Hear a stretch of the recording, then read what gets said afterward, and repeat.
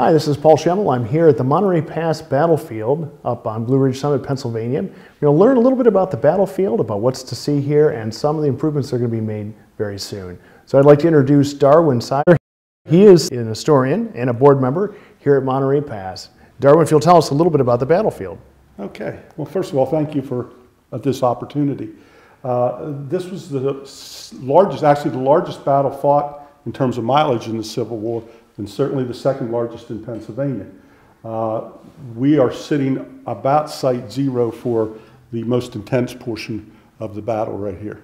Very good. And so what are some of the things that you have in the museum that people can see? Well, we have artifacts from the battlefield, and we have a number of different exhibits. Some of my favorites are, we have a diary from the only Medal of Honor winner in Franklin County, Henry Bonebrake, and he actually talks about winning the medal, the battle where he wins the Medal of Honor. We've just recently purchased a Spencer rifle. Spencer rifle was used by George Armstrong Custer's troops, the 5th and 6th Michigan, who were very integral in this battle. And right behind us, we actually have a uniform from a gentleman who fought during the battle.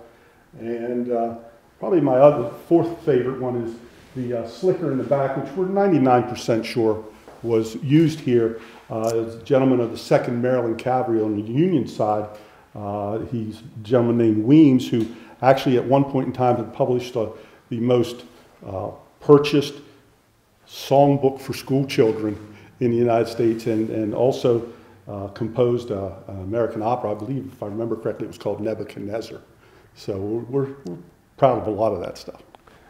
Great. So now we're going to take a walk around and see some of the grounds of the battlefield that you can come and visit. And this site recently received a grant from the Department of Conservation and Natural Resources here in Pennsylvania to build some additional walking trails, a campsite, an observation deck. These are things in the coming year you'll be able to come and visit and see. This area till about over where New 16 is, what we call New 16 now, was a fight to take that bridge right there. And 5th Michigan Cavalry was the first to go across the bridge, and they deployed right about where those storage facilities are. Mm-hmm. And they were between there and where the toll gate house is the most vicious fighting that took place. Capehart in the 1st West Virginia Cavalry, who wins the Medal of Honor, he charges across the bridge, and he's the one that breaks through and starts the rout of the Confederates. Hmm. And they eventually end up in Ringgold, actually. Okay. Over in Maryland. So we're going to build a bridge here, the sidewalk, and then so this will be the start of the new walking trail. Ah. And we link up with the existing walking trail, then we go up another walking trail before we start the other new one. Okay. Up to the peak. Up to the peak, and that's where the observation. That's where the observation deck will be. Yeah. We all know that scouts are going to scatter through these woods like quail, but well, they keep their tents in their main camping area in one place. So well, that's what we're proposing to do. And then this, we hope to be able to take them on a tour of the battlefield and hiking trails. And so we hope to have all the Boy Scout supplies be here. We're going to level this thing off, so that's part of what the grant's going to do. Take out these stumps and rocks, level this off, and we're not sure what we're going to cover it with at this point. But then we hope to have Eagle Scout projects build tent platforms around the edge, and then they can have a big campfire in the middle. And you know, we see great things here. I mean, when I was in Boy Scouts, this would have just been great. Oh, and it's close home. Oh yeah. And it's not far from the road. If something would happen, you're but yet there's stuff to do, and you're in the woods.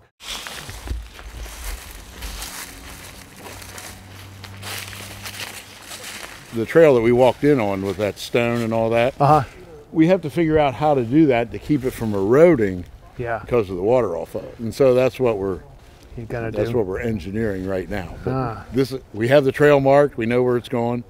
So if you come today, you just follow the yellow flagging on the trees, and it'll get you up there.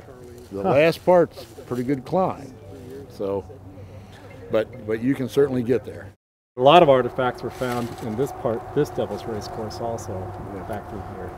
they're still finding artifacts back there. Devil's Race Course is a place that's nothing but rock. No trees, no nothing, just rock. looks And like you a walk out river. on the rock, you can hear it sounds like the Potomac is under your feet. At one point in time, from Fairfield to Williamsport, the wagon train was between 17 and 20 miles long. And an average wagon with, usually they had six mules usually. It's about the length of a modern day school bus. And the other route that was used in Bowdoin, who went essentially out 30 and down 11, there's an account where a lady in a farmhouse sat for 36 hours and continuously wagon trains passed by there. But you have to remember the Confederate Army is about 100 and some thousand, almost 100,000, and plus they have all the supplies they pillaged and plundered out of this area. That's also part of this. On this road here, when the battle breaks out, there's around 5,000 head of cattle and sheep that when they start bombing or start canning, they all break and run also. So it's just, yeah, it's big and it's a mess. In a rainstorm, thunderstorm, lightning. And it all takes place in the middle of a thunderstorm. Yep. Yeah, that's right. One of the nice things about the Civil War, everybody kept records. And they sent them to Washington or Richmond. So you can access that. And then you use personal diaries, and you also, a lot of units did their unit histories after the war also. So painstakingly, you put all that together and you can come up with a pretty good idea. Like we said, with the right flank over here, that was the result of really going through all those and then finding a personal diary where the gentleman talks about it. And of course, Mariah Furnace Road, which we're on right now, that's well documented. The first person to write about it was Jacob Stoner. Jacob Stoner was actually a bank president in Waynesboro at the turn of the century into the 1930s. And he wrote extensively. He had like 300 installments in the Record Herald where he wrote about facets of history. Was very active in the Kittatinny Historical Society. He put the first call out in his book, and he talks extensively about the battle and actually took some means to get the federal government to mark this area. They never did, but he's responsible for the marker, down there, the Brown Springs marker that we saw. He was the one responsible for getting that here. And then he passes away in the early 40s, and in the mid 40s, his wife, Lou, actually publishes his books, and it kind of fades away. And then in 1963, with the 100th year, there's a pamphlet put out, you guys have probably seen it, 15 Days Under the Confederacy. His stuff is reprinted in that, and then the Record Herald picks it up after that.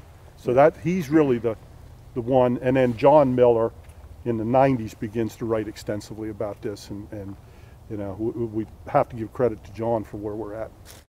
Ray Cantwell was the woman who owned the property that the museum is on now, and back in the mid-70s, I was involved with Washington Township. I was a solicitor for Washington Township, and I can remember Ray Cantwell coming to these township meetings on a pretty regular basis, and she never came to a meeting where she didn't say, now you people need to start promoting Monterey Pass.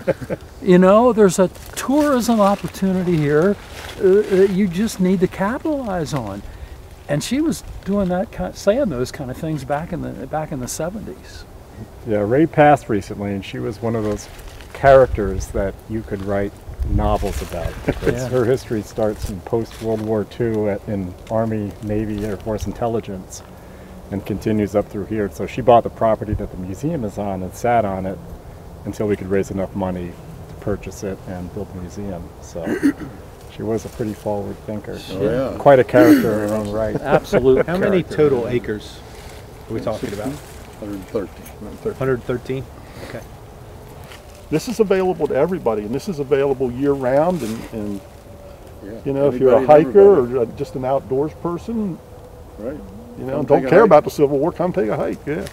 Once we decided to build the museum where it is, and we acquired the land through DCNR, and then we had probably 200 volunteers help build the museum that we have. Then we started putting artifacts in the museum, and we started having people come see us. And then we were able to acquire this land. through another grant. There was another grant that helped us get the parking lot that you saw out front that we walked past. And the volunteers then built these trails that we're walking on right now. In giving weekly educational things to people who come to see the museum, we have a lot of requests for people to want to see the Monterey Peak, and they want to walk up there. And the Monterey Peak is a historic peak that's been here, well, really forever. And so we have a lot of interest of a lot of people doing that, and we had no way to get up there. And so this grant is going to make it just fantastic for us to have more people come see the museum, create this 100 acres of mountain ground into more of a park for people to be able to walk up this trail, because it'll be a nice trail. We're going to have benches along there. We're going to have picnic tables. As you saw, we're going to try to encourage scouts to come up here. And it'll just be a real nice place to come on a Sunday afternoon and go for a walk, or a Saturday, come up here and spend a picnic. You can go up through there, the kids can run through the mountains, and it'll just make this place just 100% better than what it is today. We're going to construct the deck, the observation deck, on top of the existing rocks that are on top of the mountain. These are some of the oldest rocks in Pennsylvania. All rocks are old, but that's what they tell us. The geologists tell us that. And that's a view of the battlefield as well as Gettysburg. We're going to build a ramp. The deck will be up on top of those rocks, and then it's going to come down across some other rocks on a handicap accessible ramp. And then we're going to make it handicap accessible down to a flat area. But to get from here to there, you're almost going to have to drive like a golf cart or something. Yeah, so, with the assistance of a golf cart, someone could. It's ADA compliant, so yes, they could get up onto the deck and be able to take. Yes, yeah. Yes. The majority of our battlefield is down here, but it's certainly a beautiful view up there. The trail, we're going to have picnic tables up there, benches on the way up, a picnic table area up there where the observation deck is. So it creates another destination when people come to visit the battlefield. They can also walk up to the observation deck. They can see more of the battlefield, and they can see the surrounding area too. Yes.